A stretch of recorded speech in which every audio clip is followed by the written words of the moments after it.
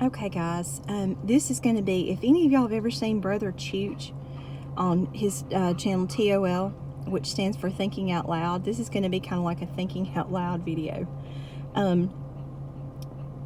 I've been reading about, all these people in the comments in different videos, Christian videos on YouTube, saying that they've never heard preached in their church anything about end times.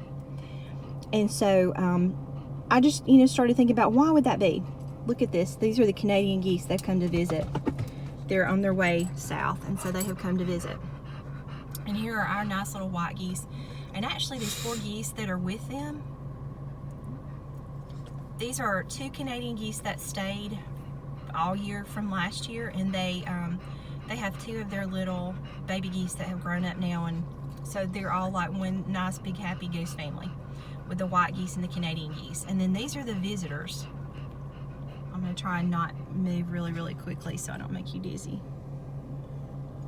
These are the Canadian visitors, and there were lots more this morning. So they come every year and they hang out for a while, and our pond is not the only pond that we've had some of the Canadians that have stayed all year. But in any case, so why is it that preachers don't preach about the rapture or the end times? Why is that happens? And so, thinking out loud, this is what I've come up with, and y'all let me know if you kind of agree. I've got the dogs in the car with me, just in case you wondered. Here, I'll say hey, Lizzie. There's a bulldog really close up. Let me back up. There we go. Lizzie, can you say hey? No, not really. Okay, I'm sorry, guys. In any case, so why do they not preach on the rapture? So this is what I've come up with. Being a pastor, a lot of times, is dependent on what denomination you're in, and this type of thing is dependent on the people that you preach to wanting you to stay as pastor. So a lot of churches have something set up so that if their congregation does not like them, doesn't like their style of preaching, doesn't care for them, they can appeal to the governing body of whatever denomination they have and request a different pastor. And so then that pastor is removed and you get a new pastor. So if you're a preacher and you're wanting to keep a roof over your head and a roof over the head for your family and keep your job, you tend to need to keep your congregation happy. Now, I'm not saying by any stretch of the imagination that all pastors pander, or that they're not godly men or they're not truly saved. I'm not saying that. I'm saying that if you upset your congregation, it is likely that they might go ahead and go over your head and ask for a new pastor. So you've got that in the back of your mind. So the way that we live in society, even if we are very strong Christians, we are influenced by secular society. Secular culture does influence us. We have to be very careful and guard against that. But just the way that there'll be phases in secular culture, for things like, when I was growing up, I did not hear many hell and brimstone sermons. What I did hear is lots and lots of sermons on what godly Christian living was. I heard salvation sermons and things about how to live a godly Christian life. I did not, however, hear many sermons that told me, if you weren't saved, you were going to hell, or if you did such and such and such and such, you went to hell. Didn't hear much of that. I think that was something that an earlier generation heard quite a bit of. Mine was just mostly godly Christian living, which is great, okay? And the salvation message, that's great. I'm not complaining about it. But I didn't hear any kind of end times, no Bible prophecy about any of those types of things.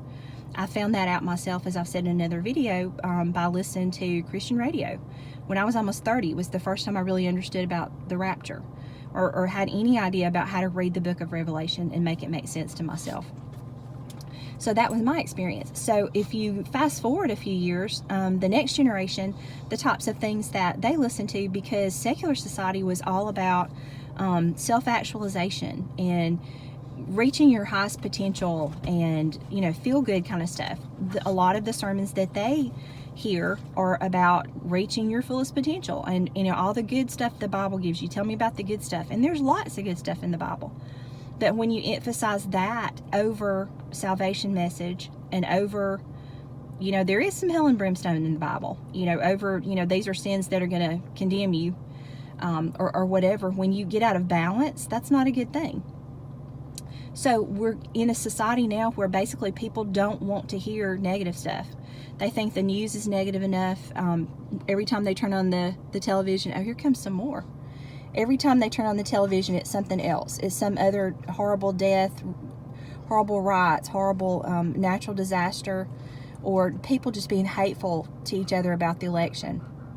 And they don't want to hear anything negative. So, when you talk to them about, well, there's going to be a 7-year tribulation, and this, and this is going to happen, pastors might be a little bit hesitant to do that. I'm really proud of my own pastor who has recently started teaching about the book of Revelation. It's the first time I'm in my 50s. It's the first time I've ever remembered that happening. So I think that's great. Not saying it's never happened at my church before then, but I'm just saying this is the first time I remember of it happening. So that's just kind of my take on why it doesn't get preached on. And then I think also that there's a lot of misunderstanding about end-time prophecy. I don't know that they necessarily teach it correctly in Bible seminary or much at all. So I think the pastors maybe are hesitant to dig into it because they don't necessarily understand it themselves, or maybe it was something that they had one class on way back when and they've forgotten, or whatever. Like, we tend to teach the things that we are comfortable with and familiar with.